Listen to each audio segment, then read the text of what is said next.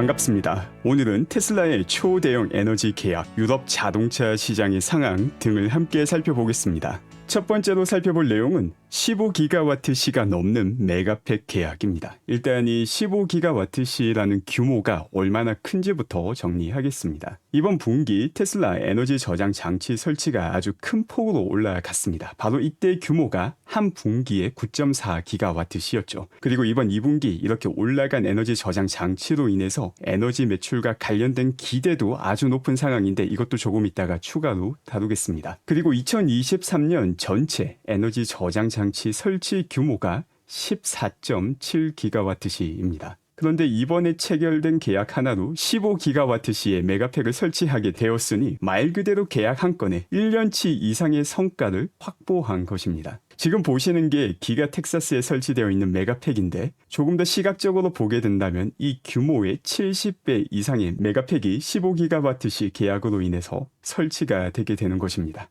정말 큰 규모다라는 걸 한눈에 볼 수 있습니다. 그런데 당연히 이 15.3기가와트시라는 엄청난 규모의 메가팩이 계약을 함과 동시에 설치가 되는 것은 아닙니다. 전체 설치 같은 경우 2030년까지 메가팩과 함께 태양광 패널도 함께 설치가 진행이 되며 또 10기가와트시는 조금 더 빠르게 설치를 진행해서 2027년 말까지 설치를 하게 됩니다. 그렇기 때문에 이를 통해서 우리가 알 수 있는 내용은 에너지 저장 장치의 미래 성장성이 계속 유지가 된다는 것을 보여주는 내용입니다. 이제 이 에너지 저장 장치와 매출과 관련된 자료도 다시 한 번 더 살펴보겠습니다. 지난 2분기 에너지 저장 장치가 발표되자마자 다루었던 내용인데 또 항상 이런 큰 소식이 나오게 되면은 필요 없는 펌프가 함께 나오기 때문에 팩트 체크를 한번 하고 가겠습니다. 이 첫 번째 차트에서 보시는 게 에너지 저장 장치 설치량을 메가와트시로 나타내고 있습니다. 그래서 이번 2024년도 2분기 미친 듯한 폭증을 분명 보여줍니다. 4기가와트시에서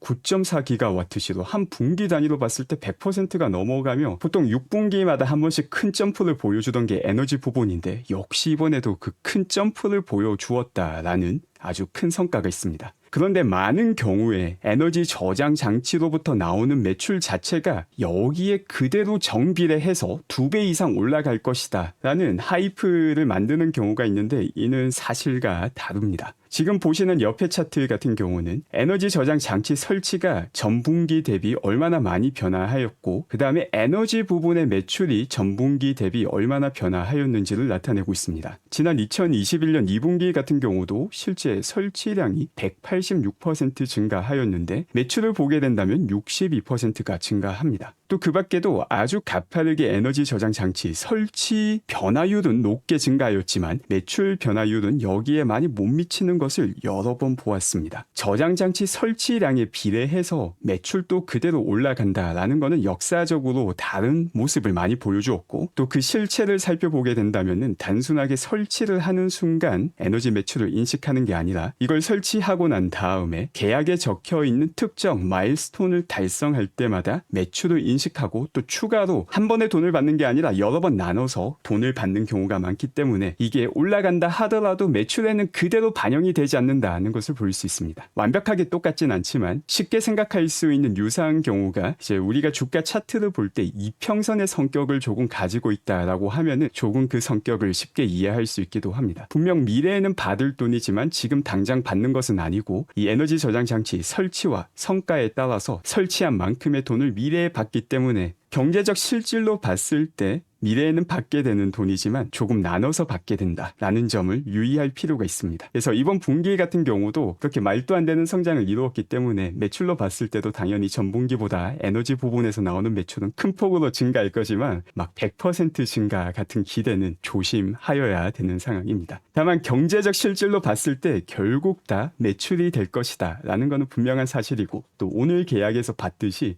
이 성장성이 계속 유지가 된다는 것 역시 사실입니다. 그리고 이렇게 계속 성장한다면은 이제 아직까지는 이 매출 비율로 봤을 때 에너지가 크게 차지하고 있지 않지만 나중에는 매출 비율로 봤을 때도 테슬라 전체에서 의미 있는 매출을 차지할 수 있으며 원가를 고려한 총이익으로 봤을 때는 전체 총이익 비율에서 에너지가 차지하는 비율은 한동안 더 올라갈 수 있습니다. 근데 이거 역시 조금 더 비판적으로 볼 필요가 있는데 로보택시가 나오는 순간 똑같은 킬로와트 시당 가장 큰 수익을 주는 것은 로보택시가 됩니다. 이제 그렇게 되면은 에너지 부분도 분명 중요한데 그 시작은 항상 배터리이기 때문에 가장 높은 수익을 주는 게 로보택시로 바뀌게 된다면 당연히 테슬라의 우선순위조차도 로보택시로 바뀌게 됩니다. 에너지 산업이 결코 크지 않다라는 게 아닌데 테슬라가 가지고 있는 이 로보택시라는 기회가 또 워낙 크기 때문에 훨씬 더 높은 수익률을 가져올 수 있기 때문에 로보택시가 언제 완성되냐에 따라서 에너지가 차지하는 비율은 크게 올라가지 않을 수도 있습니다. 이게 나쁜 게 아닌데 그러니까 어떤 상황이냐면은 로보택시가 생각보다 빨리 전개가 되지 않는다면은 올라가고 있는 에너지를 통해서 테슬라의 EPS를 장기적으로 조금씩 더 받쳐줄 수 있는 상황이고 로보택시가 생각보다 빨리 진행이 되게 된다면 생각지도 못한 높은 점프가 빠른 시간 내에 다가오며 절대적으로 높은 매출 비용과 총이익 비율이 이 로보택시로 대체가 되게 됩니다. 어떤 쪽으로 진행되든 나쁜 것이 아닌 상황이다라는 것이고 저는 개인적으로 로보택시 충분히 2025년 상반기 그 시작을 보일 수 있을 것이라 생각합니다. 그 밖에 블룸버그에서 또 재미난 기사가 나왔습니다. 이 기사를 보게 되면 캘리포니아에서 테슬라의 판매량이 계속해서 줄어들고 있다라는 이름의 차트가 등장합니다. 그리고 실제 캘리포니아에서 판매량을 보게 되면 2023년 4분기, 그 다음에 2024년 1분기, 2분기 작년과 비교해 보면은 판매량이 내려갔다는 것을 볼 수 있습니다. 그런데 매 분기를 보게 되면은 분명 판매량이 증가하고 있다는 것도 볼 수 있습니다. 자, 여기서 조금 더 나아가서 캘리포니아에서 얼마나 많은 차량이 판매되고 있는지도 한번 확인해 보겠습니다. 지금 보게 되면은 2023년도와 비교했을 때 2024년 캘리포니아에서 판매되는 전체 차량 같은 경우 성장을 거의 하지 않을 것으로 예상하고 있습니다. 조금 더 세부적인 내용을 보게 된다면 2023년 4분기 같은 경우는 작년과 비교했을 때 5.3% 전체 시장이 증가하였지만 2024년 1분기 같은 경우 거의 시장이 증가하지 않았으며 2분기 같은 경우 오히려 역성장을 기록하였습니다. 이런 상황에서 테슬라의 판매량은 매 분기 증가하고 있는데 판매량이 줄어들고 있다라는 타이틀을 적었다는 거.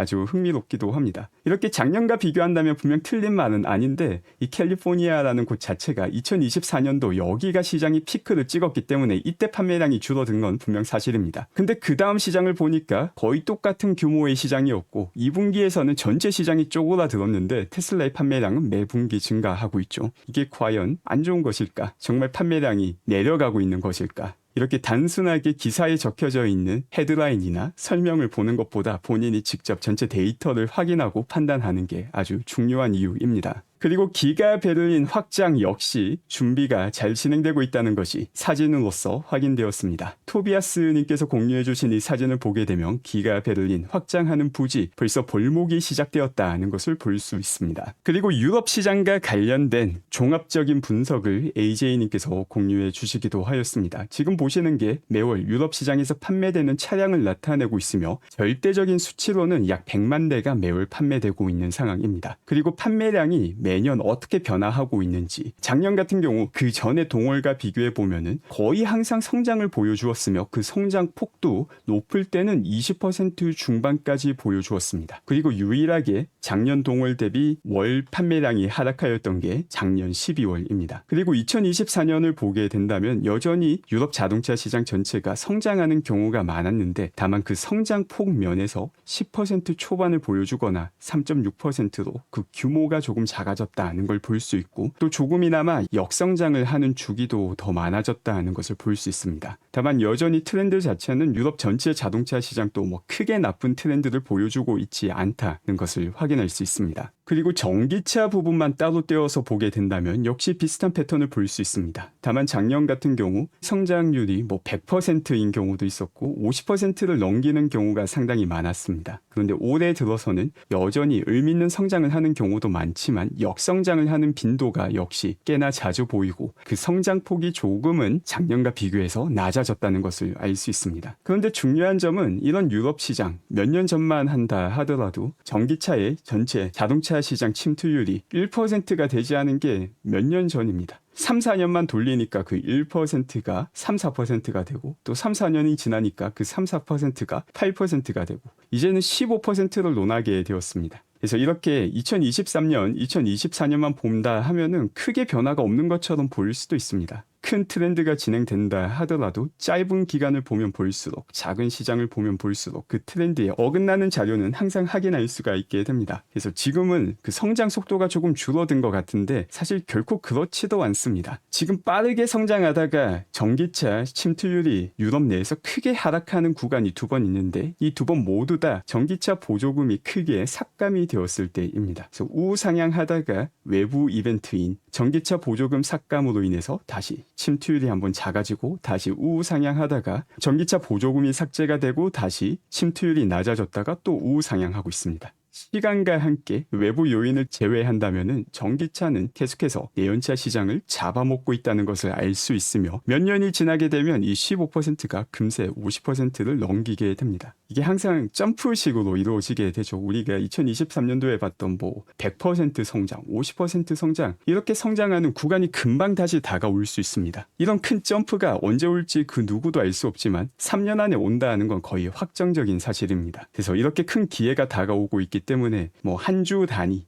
월 단위로 나오는 자그마한 버드에 신경 쓸 가치가 없는 것이고 그런 거에 신경 쓰다가는 큰 흐름을 놓치게 됩니다. 이 자료 같은 경우는 테슬라가 유럽 내에서 전체 자동차 시장에서 차지하고 있는 시장 점유율을 나타내고 있습니다. 이를 보게 되면은 작년 3%대를 유지하다가 올해 들어서 또 많이 내려간 것처럼 보이기도 합니다. 역시 짧은 기간을 보게 된다면은 이렇게 트렌드에 어긋나는 것과 같은 모습이 보이기도 합니다. 여기에는 사실 복합적인 이유가 있습니다. 이제 독일에서 보조금 삭감이 상당히 컸죠. 유럽 내에서 테슬라가 전기차를 판매하는 가장 큰 시장이었는데 그 타격도 분명히 있었으며 또 수없이 많은 전기차 회사들이 수익성을 못 내고 상황이 안 좋아져서 재고를 떨이로 판매하는 현상까지 함께 진행이 되었습니다. 그런데 여기서 중요한 점은 6월부터 이 트렌드가 다시 반전이 되었다라는 것입니다. 보조금과 관련된 효과가 사라지고 다시 테슬라가 가지고 있는 경쟁력이 빛을 발하며 큰 트렌드로 봤을 때 올라가는 그 시작 지점이 지난 6월에 확인이 되었다는 것을 볼 수 있습니다.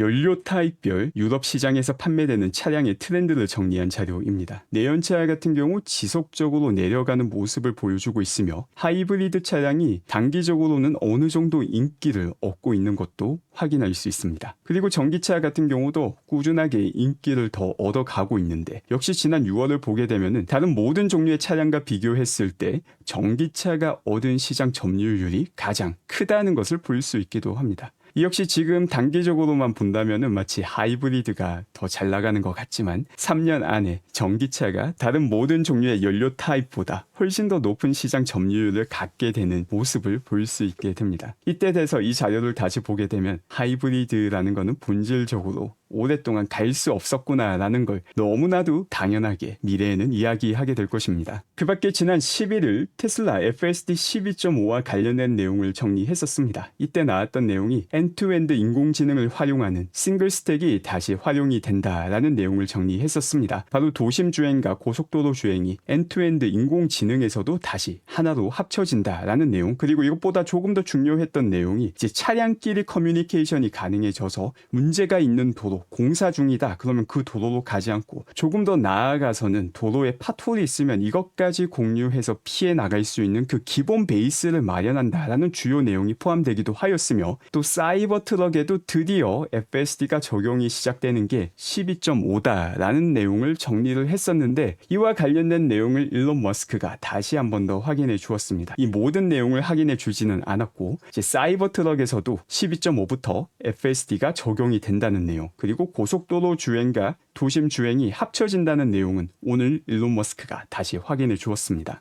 그 밖에 안드레 카파시가 상당히 흥미로운 글을 남기기도 합니다. 인공지능과 관련된 글인데 이게 어떻게 보면 철학적으로 들리기도 합니다. 인공지능의 경쟁을 보게 되면은 매개 변수를 점점 더 키우는 사이즈 경쟁이 일어나고 있는데 지금까지는 그랬는데 앞으로는 이 경쟁이 뒤로 갈 것이라고 밝힙니다. 그래서 점점 더 작은 모델에서 더 높은 효율성을 구현하는 LMM 모델의 경쟁이 시작이 될 것이다 라고 밝히고 있습니다. 그리고 지금까지 이렇게 사이즈가 커진 이유가 그 모델의 비효율성이 컸기 때문이다 라고 밝히고 있습니다. 지금 우리가 보고 있는 LMM 같은 경우 사실상 인터넷에 들어가 있는 모든 내용을 바탕으로 트레이닝을 돌리고 이제 이게 인공지능식으로 암기를 하는 것이죠. 인터넷에 존재하는 모든 내용을 한번 암기시킨 다음에 그 다음에 테스트를 진행하는 것이기 때문에 규모가 큰 게 중요했고 모든 것들을 다 알아야 되기 때문에 이 효율성에서 상당히 낮았는데 이제는 이렇게 한번 커진 다음에 다시 작아지는 방향으로 갈 것이라고 밝히고 있습니다. 그래서 중요한 것은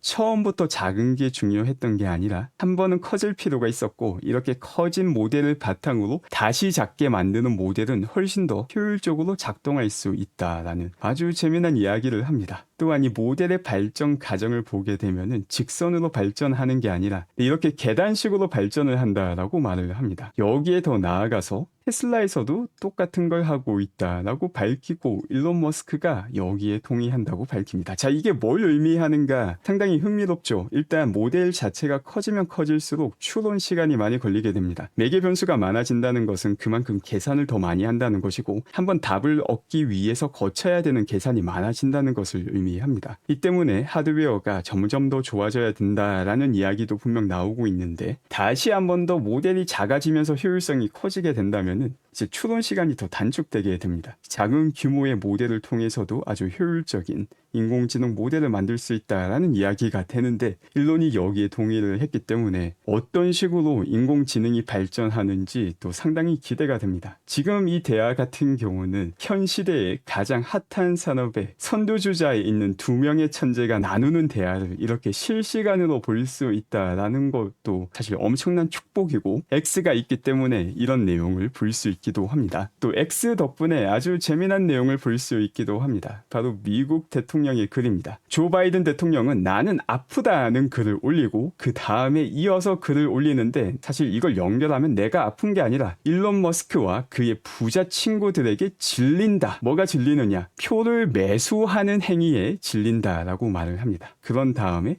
자신에게 기부하라라는 글을 올립니다. 참 재밌죠? 이걸 통해서 우리는 많은 걸 볼 수 있습니다. 일단 일론이라는 사람의 영향력을 볼 수 있으며 실제 대선 판도에 일론이 큰 역할을 하고 있다는 것을 미국 대통령이 알려주었습니다. 그래서 다음 대선에서 공화당이 집권하게 된다면 현 대통령이 일론이 큰 공헌을 했다라고 이렇게 콕 집어서 이야기를 해주는 게 되는 것입니다. 참 감사한 일이기도 합니다. 그리고 그 내용을 보게 되면 일론이라는 사람은 특정 인물로서 이름까지 언급해주는 감사함에 더불어서 부자 친구들이 표를 매수한다라고 하며 본인에게 돈을 달라라는 후원 사이트를 연결하는데 또 재미난 일이 있습니다. 조금 뒤 또 다른 글이 올라오는데 그 글이 뭐냐면 학자금 부채를 탕감해 준다는 글을 올립니다. 이렇게 부채를 탕감받는 사람들의 평균 탕감 금액이 35,000불입니다. 이렇게 35,000불을 그냥 돈을 지불해 주는 것인데 누가 표를 매수한다고요? 네, 이렇게 공격을 해준다라는 거는 결코 나쁜 일이 아니며 일론 머스크가 아주 바른 선택을 하였으며 다가오는 4년간 많은 사람들이 정치적 리스크라고 평가받는 행보가 오히려 보상으로 돌아올 것이다 라는 걸 더 명확하게 보여주는 내용이라 생각합니다. 오늘 제가 준비한 내용은 여기까지며 오늘도 방송 함께 해주신 분들 감사드립니다.